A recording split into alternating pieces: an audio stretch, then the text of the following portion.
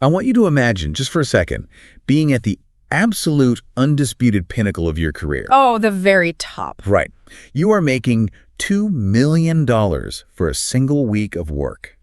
You have like 15 million people tuning in just to watch you do what you do best. It's just massive scale. You are beloved, untouchable, practically walking on air.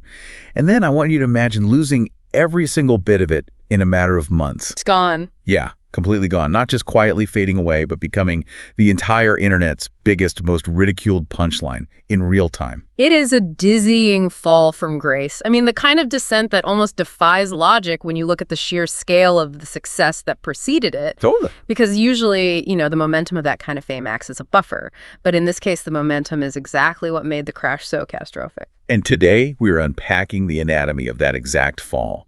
We're doing a deep dive into the incredible rise, the highly public 2011 meltdown, and then the really surprising 2026 redemption of actor Charlie Sheen. And, this isn't just a story about celebrity gossip. It's really a fascinating case study about the blurring lines between a person and their fictional character. Oh, for sure. Plus, it shows the dangers of a totally enabling industry and what actually happens when private pain becomes public entertainment. Yeah, we have to look at the foundation first. How does a talented actor practically merge with his television role to the point where the public they can no longer tell them apart? Right. It starts with a deliberate crafting of identity, literally beginning with his name. Yeah, because he was born, Carlos Irwin Estevez, into what you could accurately call a Hollywood dynasty. I mean, the artistic influence was baked right into his upbringing. His dad is Martin Sheen. Exactly, the legendary Martin Sheen. And his brother is actor Emilio Estevez. But the divergence in how they presented themselves to the industry is really telling. Because Emilio kept the family name. Right, Emilio kept Estevez, and he carved out his own distinct path in the 80s. But Carlos went the other route. Because his father, whose real name is actually Ramon Estevez, stemming from Hispanic roots, had taken the stage name Martin Sheen years earlier. Right, to honor a famous American Catholic priest. Exactly. So when it was time for Carlos to enter the industry, he adopted the stage name Charlie Sheen. It was a highly conscious choice, to align with the established, bankable Hollywood brand his dad had already built. And it was strategic. Right, and it worked immediately. He wasn't just coasting on nepotism either. He delivered genuinely compelling performances in the 80s and 90s. But that culturally significant stuff. Oh, totally. Yeah. The grueling war epic Platoon, the definitive 80s corporate greed movie Wall Street. And then a really sharp pivot into comedy with Hot Shots. Yeah, he established himself as a versatile leading man long before he took over for Michael J. Fox on the sitcom Spin City. Which ultimately won him a Golden Globe. He had undeniable talent. And this very specific magnetic charisma that just translated flawlessly to the multi-camera sitcom format. The camera loved him. And that laid the groundwork for 2003 when producer Chuck Lorre cast him in 2.5 Men. A huge turning point. Massive. And the premise was incredibly simple. Sheen plays Charlie Harper, a wealthy, cynical, perpetually lucky, womanizing bachelor living in a gorgeous Malibu beach house. Living the dream, basically.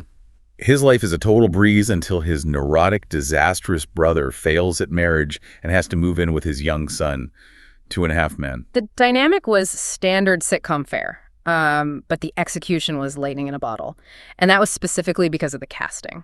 Oh, completely. The character of Charlie Harper was explicitly written as a guy for whom the rules of normal life simply do not apply. I mean, he drinks constantly, gambles, skirts responsibilities, and yet everything magically works out for him. The wild irony here is just impossible to ignore.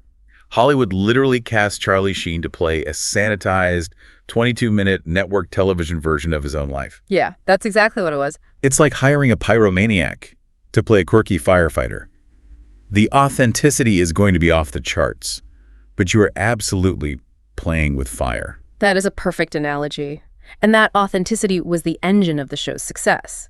The audience felt they were getting a safe, voyeuristic peek behind the velvet rope at the quote-unquote real Charlie Sheen. Just polished up with a laugh track and some commercial breaks. Exactly. It wasn't acting, it was aggressive typecasting that just entirely blurred the line between reality and fiction. And it worked.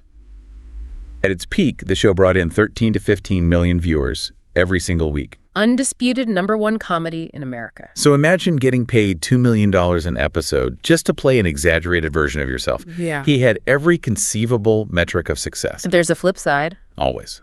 The lovable, harmless rogue persona we all laughed at on screen masked a deeply chaotic and dangerous reality off-screen. Yeah. And hiding that darkness required a massive, coordinated effort from the studio. Because accountability simply didn't exist in the same way for a star of that magnitude. You know, the red flags didn't suddenly appear when he got famous on television. They were glaringly obvious, documented, and systemic for decades prior. Let's just look at a consolidated snapshot of the history they were actively ignoring, right? Because it's a lot. It really is. In 1990, his engagement to actress Kelly Preston ends abruptly after a gun he kept in his pants falls to the floor and discharges. Wow. It injures her with shrapnel while he was literally just making coffee. Yeah, and then 5 years later, he is a star witness in the Heidi Fleiss trial, the infamous Hollywood Madam. Right, publicly admitting under oath to spending $53,000 on adult workers. The very next year, he's arrested for assaulting a girlfriend. By 1998, he suffers a cocaine overdose so severe that his own father, Martin Sheen, desperately reports him to the authorities. For violating his probation? Yes. His dad was terrified it was the only way to actually save his son's life. It is a devastating picture of a man in free fall. And yet, his career trajectory just continued upward. Uninterrupted. As he enters the 2000s and hits the peak of his sitcom fame, his domestic life completely unravels. His marriage to actress Denise Richards ends in 2005. She cited severe addiction, gambling, and threats of violence, and she secured a restraining order. And it didn't stop there. In 2009, his next wife, Brooke Mueller, calls the police on Christmas Day, alleging he held a kitchen knife to her throat and threatened her life. And he pleads guilty to misdemeanor assault. Yes. And he's still showing up to work. The network is still putting him on television every single week. That's hard to fathom. Right. The ability to spin this narrative finally hits a brick wall, though, with the 2010 Plaza Hotel incident in New York. Oh, this one was huge. The police are called to his luxury suite. They find him highly intoxicated, entirely naked, and completely hysterical. He basically demolished the room. Smashing mirrors, destroying furniture, causing thousands of dollars in damage. And he is accompanied by an adult film star. And you know the most surreal detail of that entire night? His family? Yes. His ex-wife, Denise Richards, and their young daughters are staying in a different suite down the hall in the exact same hotel. It is such a terrifying scene. And his publicist actually releases a statement blaming it on an allergic reaction to medication. I mean, it sounds completely absurd to a normal person, right? If you or I completely destroyed a hotel room and had the police called, we would be fired from our jobs by the end of the day. Oh, absolutely. Yeah. But inside the entertainment industry, this operates on the logic of the golden rooster. Exactly. So I need you to explain that. Because from the outside, multi-billion-dollar corporations like CBS and Warner Brothers tolerating this level of criminal chaos makes zero sense. Shouldn't they be terrified of the PR nightmare? You'd think so, but you have to look at the math. Think of a farmer who owns a rooster that literally lays golden eggs. Okay. This rooster is an absolute terror. It attacks the farmhands, it kicks down the fences, it constantly sets the barn on fire. Does the farmer get rid of the rooster? Absolutely not. The farmer simply hires a team of people to quietly put out the fires and rebuild the barn overnight, because those golden eggs are paying for the entire farm, the surrounding town, and the farmer's retirement. So the studio is the farmer. Yes. Charlie Sheen was the golden rooster.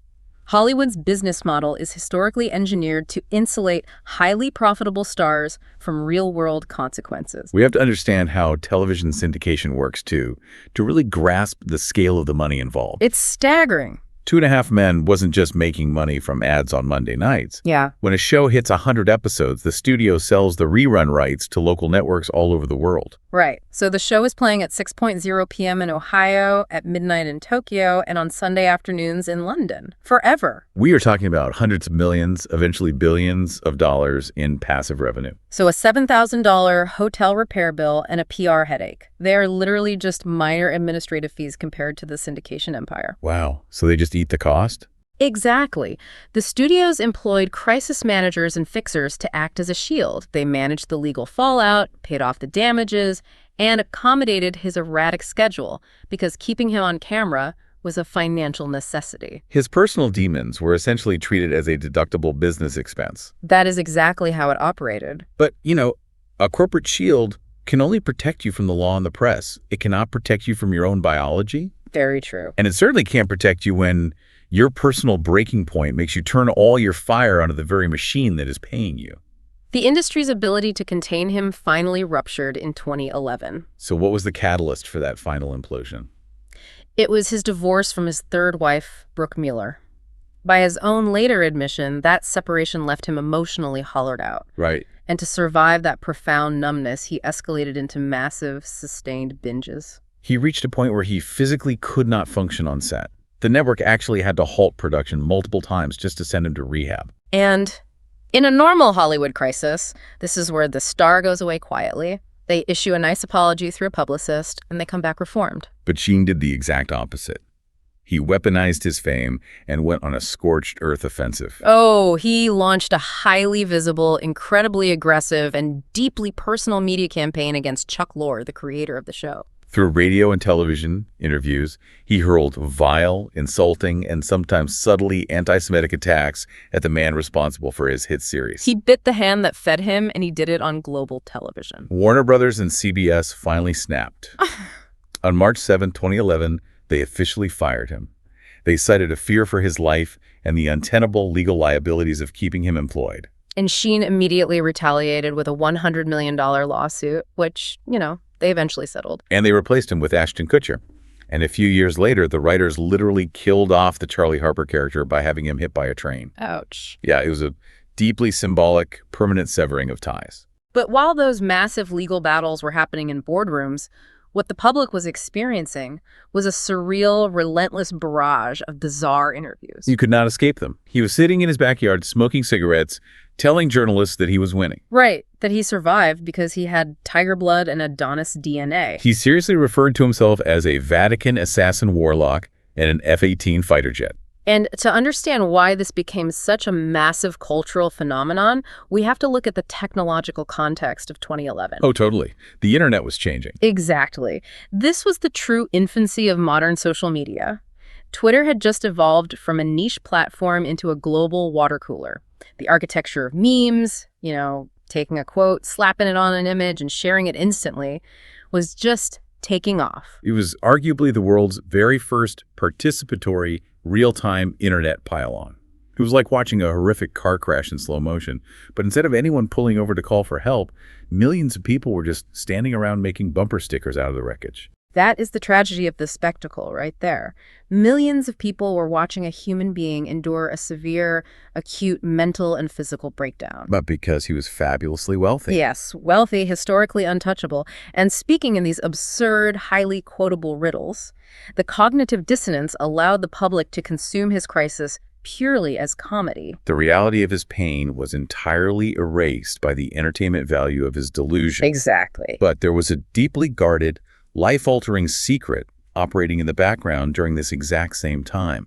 A secret that entirely reframes this chaotic era of his life. Right, because in 2015, 4 years after the meltdown, Charlie Sheen sat down for a live television interview and revealed to the world that he was HIV positive. And the timeline is what absolutely stops you in your tracks here. Oh, definitely. Because he disclosed that he had been officially diagnosed roughly 4 years prior.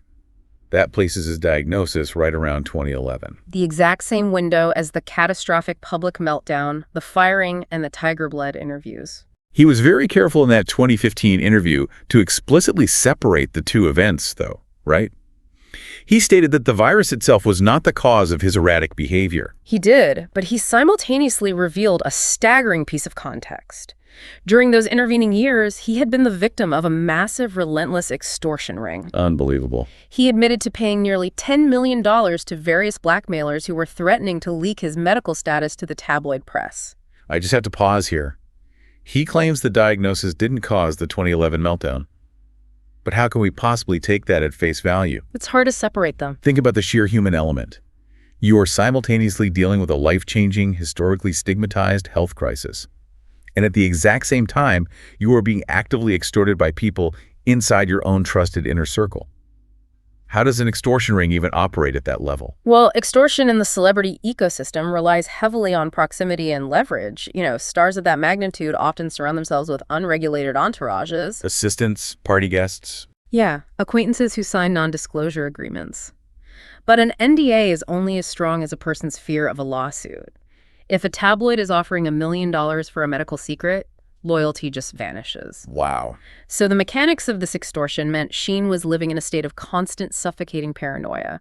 Every person in his house was a potential threat. If you take the psychological weight of carrying a highly stigmatized diagnosis and combine it with the terror of being blackmailed for $10 million while living under a global microscope, that is an unimaginable amount of pressure. It really is. It is incredibly difficult to believe that this secret didn't act as a massive accelerant to his substance abuse and his total detachment from reality in 2011. It undeniably places a very different, deeply empathetic filter over those chaotic interviews. I mean, we were laughing at a man who felt entirely cornered by his own life. Yeah. But against all that darkness, his 2015 admission generated an incredible, unexpected silver lining. It really did. When he finally went public, medical professionals and public health researchers recorded a massive, instantaneous spike in people seeking HIV testing, researching prevention, and increasing their awareness about the virus. The data was so overwhelming that public health experts actually gave it a name: the Charlie Sheen effect. Yeah. He essentially traded his darkest, most expensive secret for a major, measurable public health victory. Which brings us to a place that very few Hollywood tragedy narratives ever reach. Usually when a star hits a rock bottom this profound, and when they sue their network, burn every professional bridge on live television and become a global punchline, that is the end of the script. They fade into obscurity. Exactly. Yeah. But looking at where he is in 2026, he has managed an extraordinarily rare third act. It's pretty amazing. He is a completely different person today. He has achieved and maintained long-term sobriety. He's been abstaining from drugs and alcohol for years, and he is successfully managing his health with a strict medication regimen. And what stands out to me is how he talks about that tiger blood era now. There is no defensiveness at all. None. He looks back at 2011 with profound regret, calling his behavior desperately juvenile. But he also manages to hold a sense of humor about it, joking that he happily traded his early retirement for his own public health hashtag. That level of self-awareness is the absolute foundation of genuine recovery. But the most unbelievable development, the thing no one in the industry saw coming, was his professional reconciliation. I couldn't believe it. Right. After years of bitter, highly publicized animosity, Chuck Lorre actually reached out to him. The two men sat down, squashed their feud, genuinely forgave each other, and Lorre cast Sheen to star in his 2023 comedy series, Bookie. It's wild. Lorre even spoke to the press, praising Sheen's performance and noting how incredible it was to see him sharp and present again. Imagine your corporate job bringing you back 15 years after you threw a grenade into the boardroom. Yeah. It is just a beautiful piece of closure. It really is. Because for his entire adult life, Charlie Sheen's story has been written by other people. It was written by police blotters, by crisis PR teams, by tabloid magazines, and by internet meme creators. Yeah. But in these last few years, he has finally taken the pen back. Through his 2025 documentary, a.k.a. Charlie Sheen, and his best-selling memoir, The Book of Sheen, he is the one writing the ending to his own story. Taking control of the narrative. He is taking complete ownership of the addiction, the illness, the marriages, and the colossal mistakes. We truly shouldn't underestimate how rare this specific kind of redemption is within the entertainment industry. True recovery isn't just about detoxing, it requires relentless accountability. Absolutely. It requires actively replacing a chaotic, ego-driven existence with a quiet, measured maturity. Making amends with the people you tried to destroy is the ultimate proof of that shift. So what does this all mean for you listening right now? We've unpacked the anatomy of a man whose real life bled so deeply into his fictional character that neither could survive it. We watched a $2 million a week superstar drown in addiction and extortion while the early internet used his pain as a punchline. And we saw a man who, against all conceivable odds, found peace in sobriety and accountability. It is a remarkable testament to human resilience. It really is. But I want to leave you with a final thought to ponder long after this deep dive ends. Today, we rightly celebrate his recovery. But consider the Hollywood machine, The syndication math and the golden rooster dynamic, that enabled him for decades. Yeah, that whole system. If the industry hadn't shielded him from the consequences of his actions back in the 1990s, if they hadn't covered up the arrests and paid off the destroyed hotel rooms just to protect their own profits, would the catastrophic meltdown of 2011 have ever happened? That's the real question. Who really bears the cost when society decides that making money is a perfectly valid excuse for ignoring destructive behavior?